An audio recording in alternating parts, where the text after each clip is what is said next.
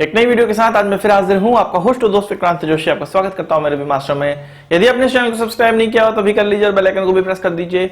यदि आप मुझे सोशल मीडिया फॉलो करना चाहते हैं, लिंक डिस्क्रिप्शन में मिल जाएगा और स्क्रीन पर भी मिल जाएगा।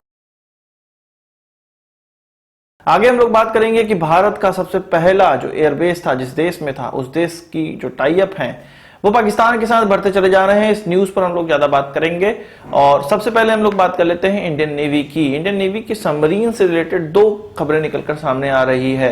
अटैक सबमरीन जो कि हम रशिया से प्राप्त किए हुए थे, न्यूक्लियर अटैक सबमरीन, और ये हम उनसे लीज पर लिए हुए थे। 10 सालों की लीज थी, 2012 में ये स्टार्ट हुई थी, भारत को मिला था और 10 महीने पहले ही ये जो सबमरीन है वो रशिया पहुंचाई जा रही है, यानी कि उनको वापस की जा रही है। अब इसकी लीज की मियाद लगभग खत्म हो चुकी है और भारत ने अभी 1-2 साल पहले ही रशिया से फिर से इस प्रकार के एक और सबमरीन का जो लीज एग्रीमेंट है वो कर लिया है। 10 साल के लिए ये लीज होगी और $3 बिलियन में ये होने वाली है, या $3 बिलियन में ये हो चुकी है। इसकी पेमेंट धीरे धीरे उनको कर दी जाएगी। पर यहां पर एक प्रॉब्लम ये है कि ये जो नई अकूला क्लास की जो सबमरीन होने वाली है, जो भारत को प्राप्त होगी, उसमें कुछ 5 साल लग जाएंगे उसको अच्छे से रिफिट करने में, उसमें लेटेस्ट सिस्टम लगाने में। उस सिस्टम की एक खास बात रहेगी कि भारत इसको अपने एक टेस्ट बेड की तरह इस्तेमाल कर सकता है, क्योंकि भारत खुद एक अटैक सबमरीन बना रहा है और रशिया इसमें हमारी हेल्प करेगा। और हो सकता है कि वो अकूला क्लास के सबमरीन पर बेस्ड ही एक डिजाइन हो, जिसके डिजाइन पर काम स्टार्ट ऑलरेडी कर दिया गया है भारत में, पर इसकी अभी मियाद तय नहीं हुई है। सो भारत के पास रशिया से एकमात्र लीज पर लिया हुआ न्यूक्लियर अटैक सबमरीन अब भारत के पास नहीं है। ये व्लादिवोस्टोक पे जा रहा है, जो कि रशियन शिप यार्ड की एक सिटी है। इसको जाते वक्त सिंगापुर के पास देखा गया, इसके अलावा मलाक्का स्ट्रीट से ये गुजर रहा है। वहीं सबमरीन से रिलेटेड ही दूसरी खबर की अगर हम लोग बात करें, प्रोजेक्ट 75I, जिसमें कि कलवरी क्लास के सबमरीन से आगे बढ़ के 6 और सबमरीन बनाना था। कलवरी क्लास के सबमरीन या स्कॉर्पियन क्लास के सबमरीन का जो प्रोजेक्ट था वो 75 था, इसका जो नंबर है वो 75I है।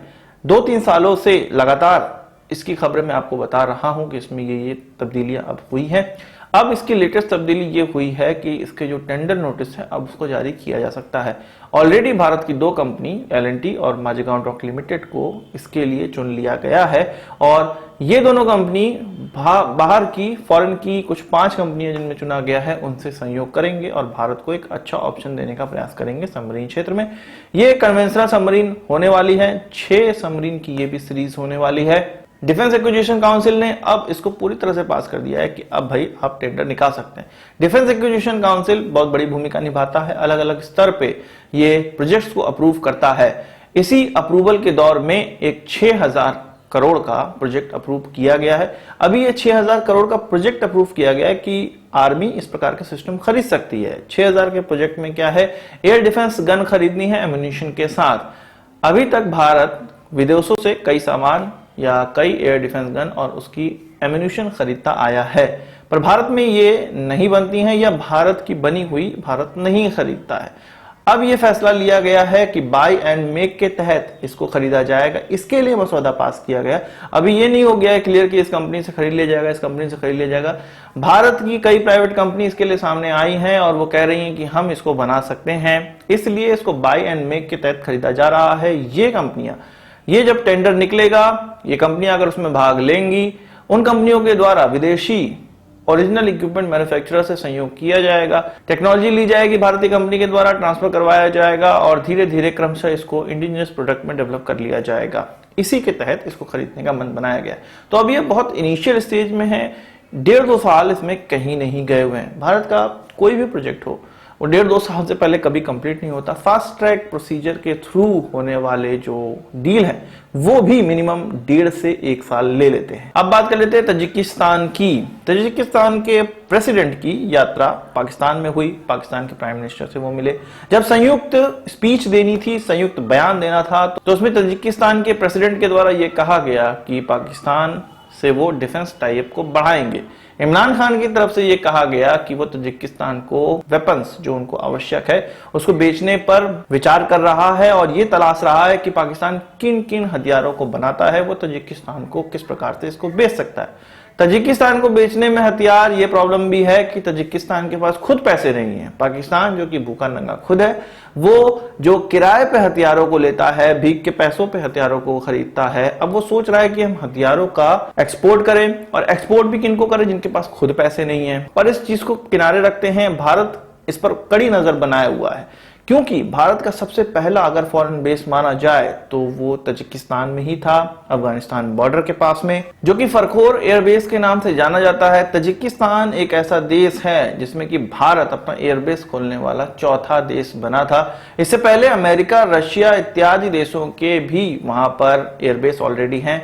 पाकिस्तान तजिकिस्तान को साधना चाह रहा है, क्योंकि उसको पता है कि भारत का यहाँ पे एयरबेस है। पाकिस्तान सेंट्रल एशिया में घुसने के लिए तजिकिस्तान को एक रास्ता मान रहा है, और इसलिए भी ज्यादा महत्वपूर्ण मान रहा है क्योंकि अफगानिस्तान से इसकी बॉर्डर लगती है, और कुछ 1300 किलोमीटर की बॉर्डर इसकी लगती है। इसलिए स्ट्रेटेजिकली ये बहुत ज्यादा इंपॉर्टेंट देश है। अगर अफगानिस्तान में आपको नजर रखनी है या अपनी जो एक्टिविटी है उसको करते रहना है। रॉ ने कुछ 1999 में कहा जाता है कि इस स्थान पर एयरबेस बनाने का जो प्रयास है उसको चालू किया था, और तब जाके हमें ये एयरबेस यहां पर मिला था। इससे हमें अफगानिस्तान में पकड़ बनाने में बहुत ज्यादा आसानी हुई। तो हो सकता है इस डिफेंस टाई अप में हथियारों के बदले पाकिस्तान वहां पर कोई एयरबेस खोलना चाहे। हालांकि पाकिस्तान की इतनी बड़ी औकात नहीं है, पर चीन के माध्यम से या चीन को यहां पर ज्यादा एज देने के लिए पाकिस्तान प्रयास कर सकता है, क्योंकि पाकिस्तान की जितनी भी डिफेंस इंडस्ट्री है वो या तो टर्किश लोगों ने उनको दी हुई है या चीनी लोगों ने उनको दी हुई है। बात करते हैं अमेरिका की। अमेरिका के प्रेसिडेंट जो बाइडेन ने एक एग्जीक्यूटिव ऑर्डर पर साइन किया है, जिसमें कि वो अमेरिकन कंपनियों से ये कह रहे हैं, इस एग्जीक्यूटिव ऑर्डर में ये लिखा हुआ है कि किसी भी चीनी कंपनियों के साथ और खासकर मिलिट्री कंपनियों के साथ वो इन्वेस्टमेंट नहीं कर सकते हैं। ऐसी बहुत सी अमेरिकन कंपनी है जिनके पैसे चीनी कंपनियों में लगे हुए हैं, चीनी मिलिट्री कंपनीज में लगे हैं। इसलिए अमेरिका ने ये कहा है कि अब अमेरिकन पैसों पे चीन अपने हथियार नहीं बनाएगा। अमेरिकन लाभ कमाने के लिए उसमें पैसे लगाते हैं, पर इससे अल्टीमेटली चीनी कंपनियों को ही फायदा होता है। तो कुछ 60 से ज्यादा कंपनियों को चिन्हित किया गया है और इनसे कहा गया है कि अब चीन से लेन देन बंद करें, ना उनसे कोई हथियारों के कंपोनेंट खरीदे, ना ही उनको किसी हथियार का कंपोनेंट बेचे। वही बात कर लेते हैं ब्रिटेन की। ब्रिटेन को एक अमेरिकन कंपनी है जनरल डायनेमिक्स, उसके द्वारा एक एजेक्स टैंक बेचा गया है। कुछ $3 बिलियन से ज्यादा के इस प्रोजेक्ट में वो एक फ्लीट पूरी उनको एजेक्स टैंक्स की दे रहे हैं। पर अब ये खबर निकलकर सामने आई है कि इसमें काफी वाइब्रेशन देखने को मिल रहा है, और 35 किलोमीटर पर आवर की स्पीड से ज्यादा अगर इस टैंक को ले जाया जाता है, ये हल्का टैंक है, इसको ले जाया जाता है स्पीड में, तो उसमें इतना ज्यादा वाइब्रेशन आता है कि इसको बियर नहीं किया जा सकता है। और इस टैंक में इतना वाइब्रेशन ऑलरेडी है कि 90 मिनट से ज्यादा इसको चालक या इसके अंदर बैठे लोग बियर नहीं कर सकते हैं, उनको इसको बंद करना ही पड़ता है। ऐसी बहुत सी छोटी बड़ी ऐसी प्रॉब्लम्स निकलकर सामने आई हैं, जिससे कि ब्रिटेन खुश नहीं है, और उसने इसका ट्रायल या अपने लोगों को जो सिखाने का प्रोसेस था उसको रोक दिया है। फिर भी उनके वहां इसकी डिलीवरी सुचारू रूप से चली हुई है। अब देखना यह है कि आगे आने वाले समय में जनरल डायनेमिक्स किस प्रकार से इसको दूर करता है, इसकी प्रॉब्लम को, या ब्रिटेन इसको खरीदता है नहीं खरीदता है, ये तो वक्त ही बताएगा। आज के इस वीडियो के लिए बस इतना ही। आशा करता हूँ वीडियो पसंद आई होगी, आप इसको एक बड़ा थम्स अप जरूर देंगे। इस वीडियो संबंध कोई सवाल सुझाव कमेंट बॉक्स में जरूर लाइएगा, और यदि आपने हमारा चैनल को सब्सक्राइब नहीं किया उसे भी कर लीजिए, क्योंकि हम इस प्रकार की वीडियो लाते रहते हैं। नमस्कार, थैंक यू, जय हिंद।